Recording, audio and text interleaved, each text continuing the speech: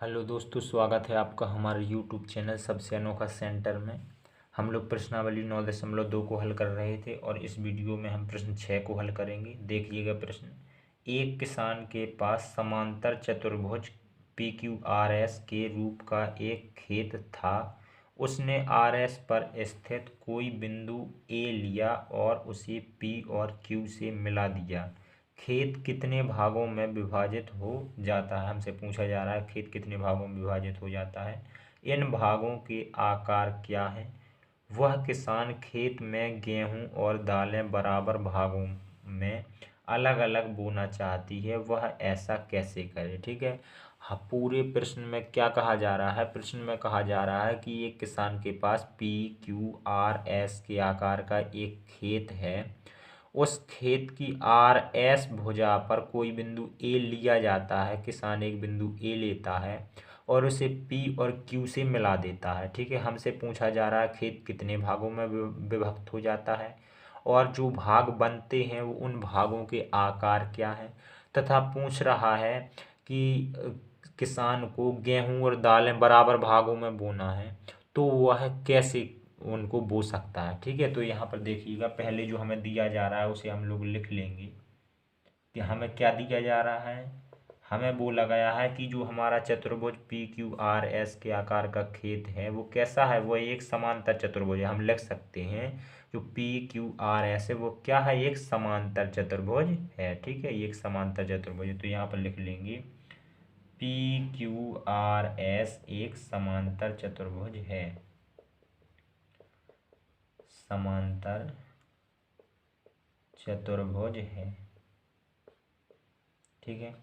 अब जो हमें ज्ञात करना है उसे भी लिख लेते हैं। तो यहाँ पर हेडिंग डाल लेते हैं ज्ञात करना। ज्ञात करना। तो हमसे प्रश्न में 3 पॉइंटों के बारे में चर्चा की गई है। 3 पॉइंट पूछे जाने हैं। तो देखिएगा पहले पॉइंट में क्या पूछ रहा है। पॉइंट दिए नहीं गए, हम पॉइंट बना लेते हैं। ठीक है। पहले पहले हमसे पूछ रहा है कि खेत कितने भागों में विभाजित हो जाता है। ठीक है। तो यहाँ पर हम लोग लिखेंगे खेत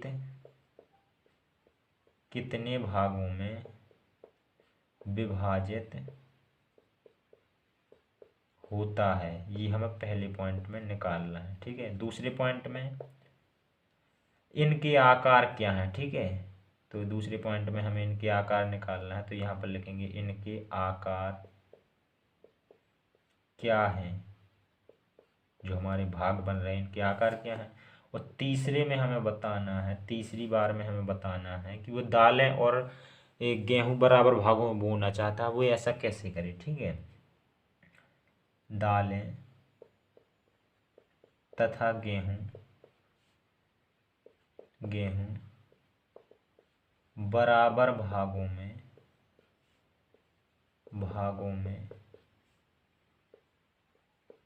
अलग अलग कैसे बो सकती है। ठीक है। बो सकती है। जो किसान है वो हमारी, वो दालें और गेहूं बराबर भागों में कैसे बो सकती है। ठीक है। हमें 3 पॉइंट बताने हैं। तो यहाँ पर देखिएगा, अब हम यहाँ से स्टार्ट करते हैं। तो पहले पॉइंट का हम आंसर देते हैं। पहले पॉइंट में क्या पूछा गया है कि खेत कितने भागों में विभाजित हो जाता है। तो देखिएगा खेत 3 भागों में विभाजित हो जाता है। जब हम A को P और Q से मिला देते हैं तो 3 भागों में विभाजित हो जाता है। देखिएगा ये हमारा फर्स्ट भाग रहा, ये सेकंड भाग रहा और ये हमारा थर्ड भाग रहा। ठीक है। तो यहाँ पर हम लोग पहले पॉइंट का आंसर हो जाएगा हमारा खेत 3 भागों में विभाजित हो जाता है।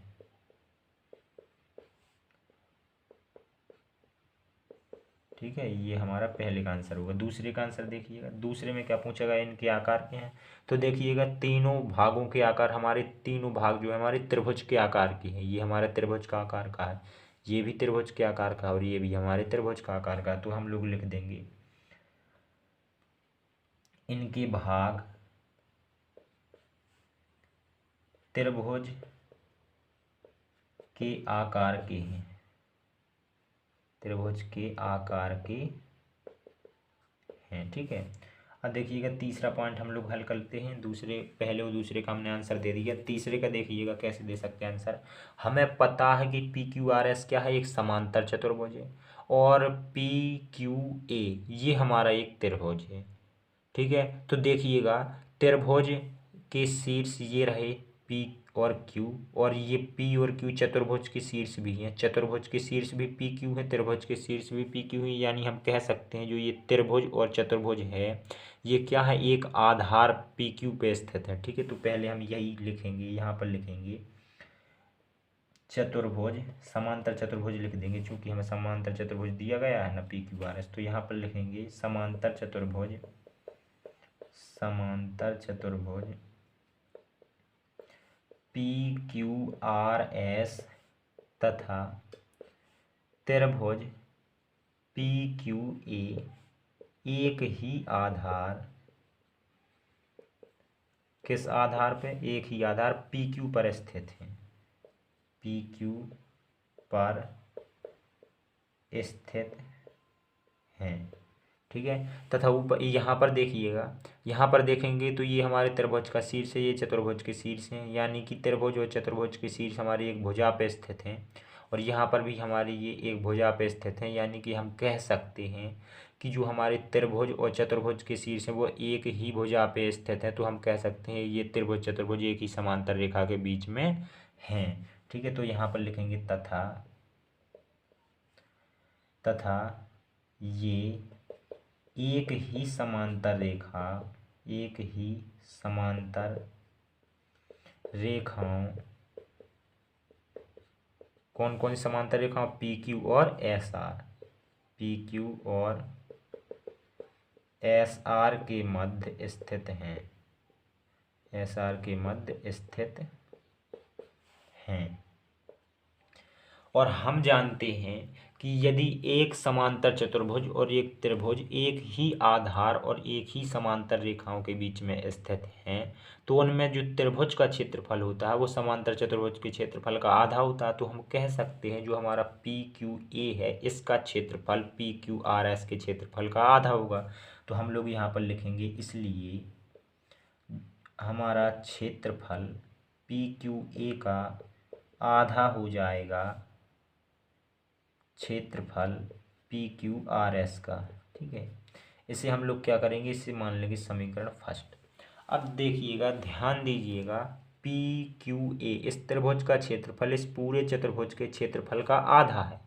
ठीक है, यानी कि जो ये त्रिभुज है ये पूरे चतुर्भुज का आधा भाग घेरता है। ठीक है, तो यहाँ पर देखिएगा जो ये दो त्रिभुज हमारे बचे हुए हैं इन दोनों का मिल करके क्षेत्रफल कितना होगा, आधे के बराबर होगा, क्योंकि आधा तो ये अकेले हो गया है और जो बचा है वो आधे के बराबर होगा। यानी कि हम कह सकते हैं इन दोनों त्रिभुजों का क्षेत्रफल क्या होगा, त्रिभुज के आधे क्षेत्रफल के बराबर होगा। ठीक है, तो यहाँ पर हम लोग लिख देंगे एरिया पी एस ए, इस वाले त्रिभुज पी एस ए का क्षेत्रफल पी एस ए प्लस त्रिभुज Q R A, Q R ए, इन दोनों का क्षेत्रफल मिलाकर के क्या होगा, पूरे चतुर्भुज के क्षेत्रफल का आधा होगा, पी क्यू आर एस का आधा होगा। ठीक है, इसे मान लेते हैं हम समीकरण सेकंड। अब हम लोग क्या करेंगे, हम लोग समीकरण फर्स्ट व सेकंड से, देखिएगा यहाँ पर हम लोग लिखेंगे समीकरण फर्स्ट व सेकंड से, फर्स्ट व सेकंड से। अब देखिएगा हम फर्स्ट व सेकंड से क्या लिख सकते हैं, तो यहाँ पर देखिएगा हम फर्स्ट से लिखते हैं area P Q A, area P Q A बराबर क्या है हमारा 1/2 area P Q R S. तो 1/2 area P Q R S की जगह पे समीकरण सेकंड से क्या लिख सकते हैं, हम समीकरण सेकंड से ये चीज़ लिख सकते हैं। ठीक है, 1/2 पी क्यू आर एस की जगह पे क्या लिख सकते हैं, ये चीज़ हम लिख सकते हैं। तो लिख देते हैं area P S A plus area Q R A, Q R A. अब देखिएगा जो पी क्यू ए की बात हो रही है ये हमारा कौन सा त्रिभुज का क्षेत्रफल है, पी क्यू ए इस वाले त्रिभुज का क्षेत्रफल है। इस वाले त्रिभुज का क्षेत्रफल इन दोनों त्रिभुजों पी एस ए और क्यू आर ए इन दोनों के क्षेत्रफल के बराबर है इसका क्षेत्रफल। तो हम कह सकते हैं यदि किसान को दालें और गेहूं बोना है तो या तो वो सेकंड भाग में दाल बो दे और फर्स्ट और ये थर्ड बनाएंगे, ये फर्स्ट और थर्ड में गेहूं बो दे, ठीक है। सेकंड में दाल बो दे और फर्स्ट और सेकंड में गेहूं बो दे, या फिर सेकंड में गेहूं बो दे और फर्स्ट और थर्ड में दाल बो दे, तो वो बराबर भागों में बो जाएंगी, ठीक है। तो यहाँ पर हम लिखेंगे अतः किसान को सेकंड भाग में दालें तथा फर्स्ट व थर्ड भाग में गेहूं बोना चाहिए।